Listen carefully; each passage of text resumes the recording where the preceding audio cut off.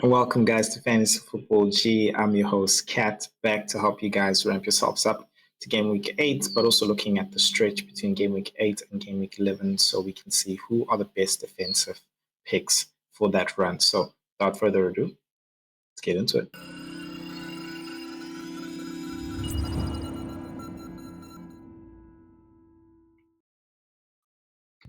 All right,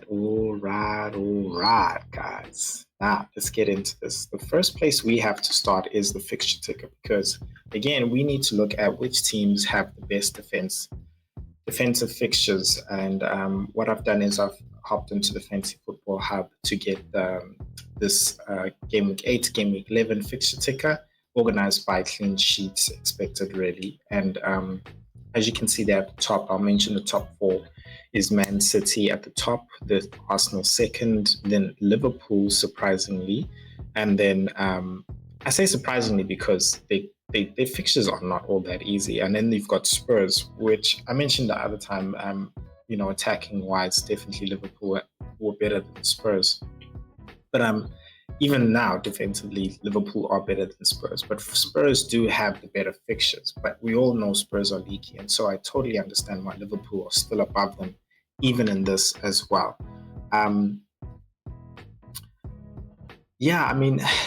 Everton's behind them. We've also got great fixtures there with Ipswich, Fulham, and Southampton and West Ham. And you know what surprised me is that there hasn't been much talk about Pickford as a pick here. And I think maybe it's because we don't want to spend that much money in our goalkeeping, which is something we're going to do. We're going to take a look at goalkeeper picks as well as the top 10 defender picks as well, points predicted for this stretch of Game Week 8 to Game Week 11. But I think, Pickford is definitely a differential we should be thinking about. If it is a mere fact that we are probably going to be wildcarding in this game week, for those of you who are wildcarding, I don't think it's somebody you should hop onto if you already got like Raya, which is what a lot of us have got. Some of us have got Flecken, who also as well has some great fixtures, but you find Brentford there more so in the middle of this actual table. They are Man United away, and then they got Ipswich and then Fulham and Southampton. And to be honest, defensively, they have not been good. They've really been bad when you look at their defensive numbers as well. So some people have gone for Flecken and some people have gone for Pinnock, and his return, he got a header, But I feel like Brentford is not the team to be going for defensively, in my opinion, right? In my opinion. And for this stretch, I would be going more so definitely on the City assets. Everybody will always have an Arsenal asset. I feel like they're good long-term investments, set and forget, including a Liverpool. And I say this as well because Konate is definitely a great option, who I have in my team. He has actually got, I think, a few more returns better than Trent, and is a 2 million save from Trent. So, he's definitely a cheaper asset that you could be going for. But as I mentioned, they got like some tough fixtures right now with Chelsea, and then they got Arsenal, and then, Brighton at home as well, and Aston Villa. Those are really tough fixtures. But would we be surprised if they grabbed 2 clean sheets somewhere there? I mean, they're playing Chelsea at home, and Chelsea are very good, as we've seen, when they go on the counter-attack. And Liverpool have exceeded most of their big chances from counter-attacks. And that's because they essentially, I don't want to say they play a high line, but they essentially have a half-field press where, Van Dijk and Konate are very much up high the pitch, trying to contain the team in their own half while they have possession. And so when they lose the ball, they find themselves having to run back. And I feel like that's where Palmer and them can actually catch them on the break. But I think if Liverpool manage to really maintain the ball and do very good recovery runs there, I think they can actually, grab a clean sheet at home against Chelsea. Away from Arsenal, I don't see a clean sheet. Brighton at home, I think they can get away with that. Against Aston Villa at home, I think Aston Villa have the players to get behind them. I really do. Rodgers, Watkins, Duran if he wants to, and they showed that especially even against Bayern Munich as well. So Not taking anything away from Chelsea. Chelsea can definitely do it, but I wouldn't be surprised. What I'm saying is a clean sheet out of the four. I would expect one at least. I wouldn't be surprised if they got 2 clean sheets because of how good their defense has been this season. From the Spurs side, I think we'll find something very surprising in the sense that when it comes to assets, Romero is somebody that has actually, been predicted higher than who we would actually go for, which is a Pedro Porro. And I think Pedro Porro, with the shift in the way they've been playing lately, with Brendan Johnson doing very well, you haven't seen him necessarily make those runs that he's been making and taking those shots that he's been taking as well. So as an asset, hasn't been looking enticing recently, whereas Romero himself, as a defender, sometimes you find him in the box with the cross coming in, and sometimes that was from Pedro Porro. So he's definitely a nice asset, considering that he's also a guy who's going for headers and so and so. In terms of the clean sheet side, Tottenham's just leaky, man. They're just so leaky. They're playing at home against West Ham. West Ham have the players to score against them. Then they go Crystal Palace. Crystal Palace is shaky. I wouldn't be surprised if Tottenham grab a surprise clean sheet there. Cool. And then they got Aston Villa at home. I don't expect a clean sheet. And then you got Ipswich at home. I expect a clean sheet. But then this is Spurs. So out of that 4, I see 2, and that's if you're lucky.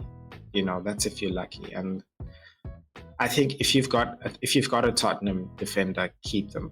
I wouldn't necessarily go onto them. I myself would pile onto the City, and I was surprised at how low owned the City defense is. I think a lot of people have piled into Rico Lewis and maybe the Guardiola, but I feel like the central defenders should have been the ones like a Kanji or a DS that we should have gone for. Is there anybody else really worth mentioning here when it comes to teams? I mean, Wolves is going to have a good turnaround soon, but I don't think this is the time to necessarily bring them in. I think, as I mentioned, Game Week 11 is the time to bring them in. Davies from Ipswich, he has Everton at home, Brentford, and then Leicester as well at home, and then Tottenham. So this is really a 50-50 time period for him. And I think he's a gamble that you can take in those fixtures against Everton and against Leicester as well. I think he's definitely concede against Brentford and a Tottenham. So, I mean, looking at the fact that, like I mentioned before, Tottenham Spurs, if you're not going to go for them and you feel like you want a cheaper asset who has the same amounts of chances of getting a clean sheet as them, I'd go for a Davis. Then I definitely would. No doubt about it. Southampton, on the other hand, have a Leicester at home, fine Man City, which is a tough fixture, and then they have a Everton at home, and then they have a Wolves at home. But they have Aaron Ramsdale. Now, I feel like there's going to be a game, maybe even a stretch of games, and this could be that stretch of games where Aaron Ramsdale just cleans house with a whole lot of points, and I think this could be it. I feel like if there's anybody who could do it, it's Aaron Ramsdale for a team like Southampton. He could definitely get those save points, and luckily, if he could get that clean sheet as well, maybe against Leicester and even Everton. And I feel like if he did do that, I think in those 2 games, he could be walking away with 10 points easy. Wolves is a very different question, because Wolves' data have been shown to be bad because they've had a very bad beginning of the season, considering they played their toughest fixtures. So you can't really gauge how good Wolves necessarily are because they haven't played these easy teams. So I think they've definitely got the players, to go against the easy teams. And we're going to find out from Game Week 11, I guess. But I think away, I think he'll concede, and so you're looking again at another 50-50 there where he could get a clean sheet against Leicester and Everton. yeah, that's just me in my opinion. I mean, people have been talking about Justin as well, from Leicester. I feel like his two returns have been good, but I don't feel like it's something that he can maintain and sustain. I feel like they were lucky, which is nothing bad about that. You know, like you need some luck in the game, but I don't feel like it's all of a sudden, oh my gosh, we should get Justin now. He's good, he's returning, he's scoring. One of his shots was a deflection. Like the other one was honestly a worldie against Arsenal. So it's like you can't expect that even in this row of good fixtures for him. Yeah, I just wouldn't. I wouldn't go. I wouldn't go there at all, in my opinion. So yeah, let's actually go straight into the goalkeepers now, and actually talk about and who are the best keeping options for the stretch. Now, right off the bat, it's obvious. I think your top two there with Edison and Raya, but I don't think we should overlook Kelleher because, like I said, I think he's going to be a great saving. You know, with Allison having come off in the previous game, I'm not sure how long he's going to be back, but I think Kelleher is going to be a very great saving. And I think he's also very, proactive when it comes to saves. We've seen him when he's coming for Allison. He's done very well. He's got a clean sheet already, having played for Allison in his previous game. I think it was against Bournemouth. Yeah, I think it was against Bournemouth. So I feel like if you want to take your punts, then definitely you can go for Kelleher. Surprisingly, he's put points actually not over, but they're the same with Pickford. And I did mention Pickford actually, and I'm happy to see Pickford is slightly over Flecken. I don't believe that though. I guess it's the fixtures. It's the fixtures. It's definitely the fixtures. Yeah, so I think let's talk about this in terms of, okay, Kat, who's the prime keeper and who's the bench keeper? And definitely Kelleher for me is definitely a bench keeper you could be keeping now if you want to try and double up on the Liverpool defense, which is what I did. I think if you want to go cheap, you can definitely go for a Konate and what's this? Konate and Kelleher. But I know you guys right now would think that, look, Kat, I don't think Liverpool defense is really on the cards in this period. I would myself rather go for an attacking double attack, but I just feel like there's so many options in attack right now. Even with the bad fixtures, there's better options than to go for that. I feel like if you want a good defense set and almost forget, I feel like going into that Liverpool defense is best. And I think he's definitely a pick as a second bench defender. The rest of the guys here are your main asset defenders, and I think a person I would definitely go for, I would actually still go for Raya over Edison. I think we all know because Man City's just too leaky, and Arsenal, yes, fine, they haven't kept clean sheets, but I still feel like, guys, we all know that they're definitely going to come. And that's even for Man City. Like Arsenal's run and Man City's run of games where they're just like winning. We all know that's definitely going to come. With Man City, that can definitely be right now. For this stretch, Raya or Edison, because I like to set my goalkeeper and just move on. I don't want to make a transfer. I go Raya, man.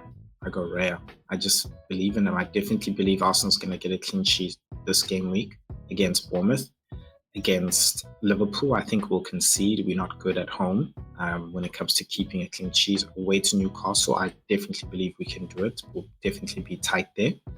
I believe we can do it. I'm not saying we're going to get one. But and then against Chelsea away as well, I think we can also keep one. I think we can keep a lid on that. And I wouldn't be surprised if Arsenal walked away with 3 clean sheets out of 4 games, So, yeah, I'd go for Raya, man. I'd go for Raya any day. But if you want to save money, Pickford is definitely, in my opinion, if I was going to go for saving money, it would be Kelleher and Pickford here in this pick right here, because I Sean Dice, I think these are the fixtures that he can definitely do it. yeah, that's just me and my opinion. Those are my picks for the goalkeepers. Now, I did a top 10 for the defenders because I just felt like the first five were obvious. I think it wasn't obvious that Vardiel was first for me. I thought, I don't know, I guess maybe I thought Ruben Diaz would be first, considering his minutes. But Vardiel, I guess, because of his attacking output, his ownership is high as well with 22%. Yeah, points predicted at 19, just slightly above over Trent, that for me surprised me. Honestly, I thought Gabriel or even Saliba should have been creeping into this as well. But I think, again, it's because of his attacking threat. And you can see that with these top three guys, Trent, Gabriel, and Vardiel. So a lot of people have been asking the question as to whether or not they should be letting go of Trent. Because, once you lose the clean sheet, it sort of becomes you're spending too much money on him, and you'd rather allocate it elsewhere, like on a Cole Palmer, people trying to find money for that, or a Saka. Yeah, look, that's, for me, that's the reason why I've gone with a Konate. I just feel like Trent was just too much money. I feel like I could still grab his clean sheets, and he's only had one attacking return, and that's the same amount as Leif Davis has as well. So I just felt like I could spend my money better elsewhere.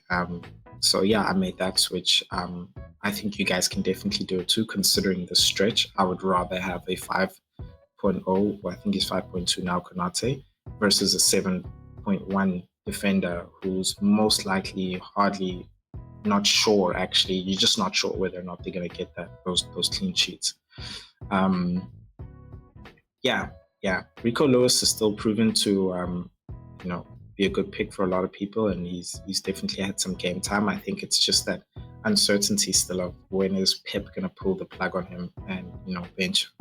So he's definitely got a great run now, and he's definitely needed with Rodri out. You can see that he played very well as well in the international break. I would still play Rico and hope he doesn't get benched, in my opinion, for those who have Rico. But in terms of going for him, guys, I still wouldn't hop onto him just because I know he's a transfer waiting to happen. I just feel he's a transfer waiting to happen. So I wouldn't go onto him. For me, I would rather go again still for Ruben Diaz because the fixture congestion is going to be heavy, guys. So heavy, especially when we go into December. There's almost about 8 game weeks just, squeezed into that. And you're going to need players who are going to be playing week in, week out. And I feel like the central defensive picks are going to be the ones. And, they're definitely cheaper, 5.5, than your 6.0s and your 6.2 there you can see as well. With Vardiel, it also becomes a bit tricky when Ake comes back. You don't know exactly how, and when he's going to play as well. And he hasn't been the same Vardiel that we expected at the back end of last season. So, that in as well, it's just like, fine with Rodri going out, Enrico Lewis being in and inverting as well. It's also been like, I would prefer the central defensive picks in my opinion. But these are the top defensive points predicted players here. I totally agree with them. In terms of who I'd go for, definitely Gabriel. I would go rather for Ruben Diaz here. And then I'd rather go for a Konate. That being said, let's take a look at the other 5 in the top 10. You have Robertson there, which also makes sense because, he's a starting player. Then we have Romero creeping in there at number 6, and Akanji 7, Pedro Porro at this is 1, 2, 3, 4, 5. So 9, and then 10, 8 Nuri. I think with Robinson starting from the top, still a bit shaky. I say that because of his injuries, and you're not sure. Is he gonna play here and there? He was benched in the other game week. It's like, hey, stick to the central defensive guys. Again, I know I'm singing the same song, but you can see why. And as much as they points predicted to, that's just like, the hub AI just sort of saying like, okay, this is who I think is going to be, scoring, points in these specific games. There's a whole lot of stuff to. I'm not sure if it really can and see and does consider, but yeah, I would rather still go for a central defensive player. And I think you look at it sort of coming out there in the Hub AI, pointing out Romero over Pedro Porro, and that's like a 1 point difference. Actually, it's a 3-point difference because it's 16.2 and 15.9, which is very close, in all honesty. So if you want to save money, you can definitely go for Romero. I don't mind about that pick, but for me, I've taken the chance of Pedro Porro. I've got the money, so I'd rather spend it and hoping that I feel like when Son comes back, Pedro Porro's role of pushing up and really adding to the attack is going to come back. So I'm really expecting that, and I think Son is expected back. Yeah, I think he's expected back this game week, but we'll have to see the press conferences on Friday. 8 Nuri, again, definitely not time to bring him in now. If you want to bring him in and keep him aside for the game weeks looking ahead, then sure, you can definitely do that. But I'm just saying that considering putting aside Man City, Brighton no, Chelsea no, Southampton yes. That is basically my opinion in that point there. So yeah, man, I mean, if you guys are interested in seeing who are the best attacking assets for this game week stretch of game week 8 to game week 11, then check out this video over here. That is exactly what I did in highlighting who are the best attacking assets, best midfielders, and the best attackers, the best forwards as well. And then you can check out this video over here for some extra content. But I will see you guys in the next video. Peace.